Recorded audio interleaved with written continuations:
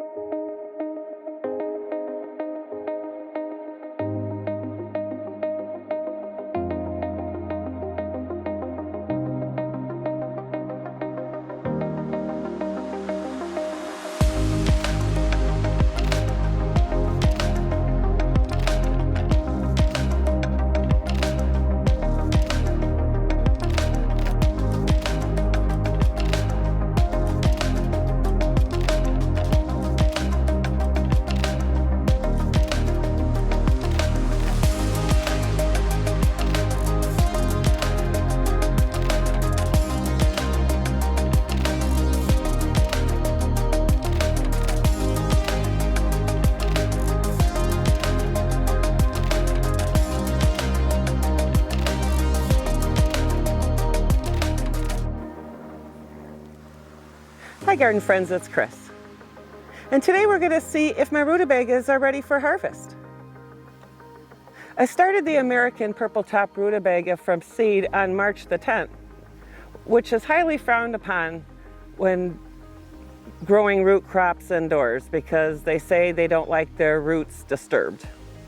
I planted them in cell trays, and then after they sprouted, I moved them to 5 each deep root trainers and then planted them in the garden here at around the end of April, around April 24th, 26th, something after I got the raised beds put in is when I planted these.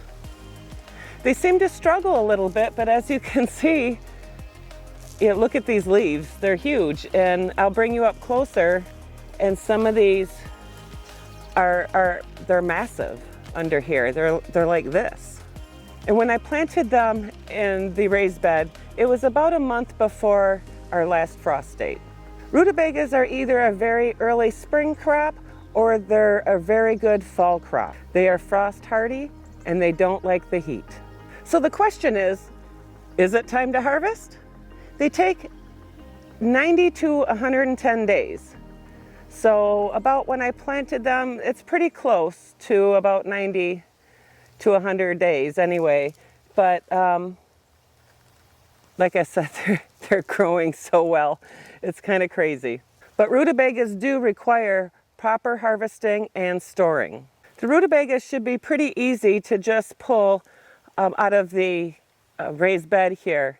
But be careful not to bruise them so they won't be prone to rotting while you're storing them. Rutabagas can be harvested anywhere from 3 to 4 inches, but it's actually better to wait until they're about 4 or 5 inches for a milder, sweeter taste. And if you plant these in the fall, they actually have a more sweeter taste if they get a light frost. So why don't we look in here and see what we're going to harvest. Look at this one here. Look how large it is. I think it meets the requirements for the 4 to 5 inches. I think it's more than that. There's a smaller one there. We'll leave that one. We'll just harvest the big ones. And that will give that one time to grow. Look at that one. So I'll go through and harvest the ones that are large and keep the small ones. Oh my gosh.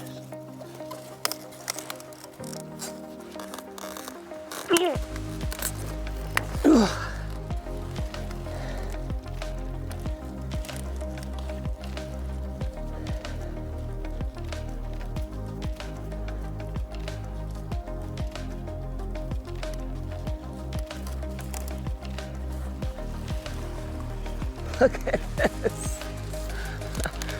Holy cow. This is massive. This should help on the way in for Team Will It Grow, don't you think?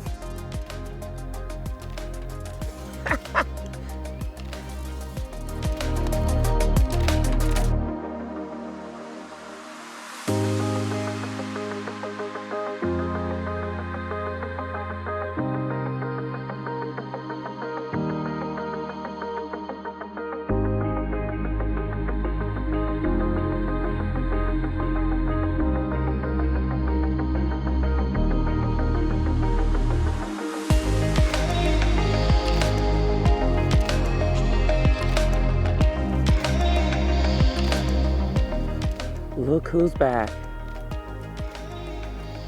They're all on these weeds just outside my garden.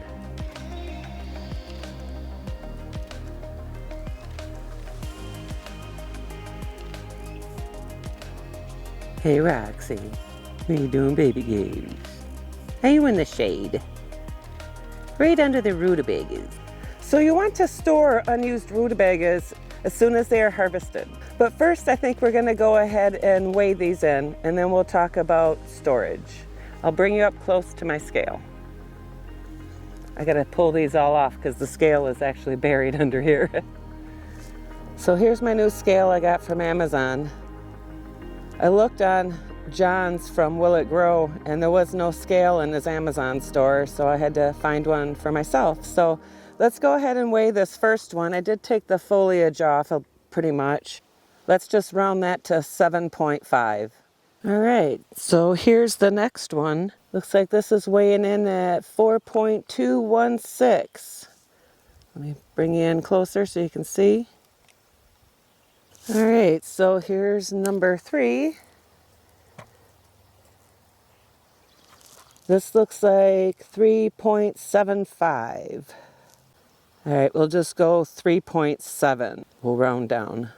All right, we're at 0. Here's rutabaga number 4. We'll do 6.6. Okay, back to 0. This is rutabaga number 5. So that looks 4.77, so we'll do 4.8. We'll round up on that one. All right, so rutabaga number 6, which is another big one. Let's say 6.5. It's 6.534. So we'll just round down to 6.5. So the final weigh-in for 6 rutabagas is 32.1 pounds. That's pretty awesome. That one in the middle is the one that registered the largest at 7.5. So let's talk storage. You'll want to store unused rutabagas immediately after harvest, trimming off foliage to about 1 inch of the crown. So I'm going to have to trim those a little bit more. And you want to wipe the roots clean, but avoid getting them wet. So you don't want to get them wet because that will cause mildew and rotting. So you just want to wipe them dry with your hands to get the dirt off, or you could even use like a little brush to lightly do it, a soft brush, because you don't want to bruise them or injure them in any way. Cooling the rutabagas is one of the most important factors when preserving. For best results, cool them as soon as possible. So I'm going to have to put these in my refrigerator in my barn. We have a second refrigerator, so they can go in there and cool until we're ready to start eating them. Cooling reduces root respirations and water loss and risk of storage burn. Freshly harvested rutabagas should be cooled to as close to 32 degrees as possible. And they also like high humidity, 90 to 95% for preserving. Given the right storage conditions, rutabagas can be stored up to 1 to 4 months. It's kind of windy again today. Let me get my hat.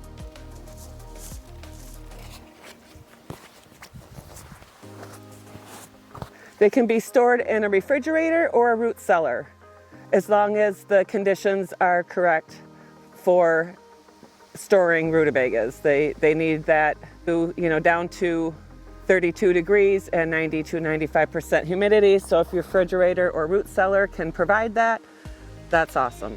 And if you found this video helpful, please smash that like button. And are you growing rutabagas this year? Leave me a comment below and let me know. You should also check out some other Shed Wars videos. It's an initiative to teach the world on how to grow your own food. As you can see, I just harvested 32 pounds of rutabagas.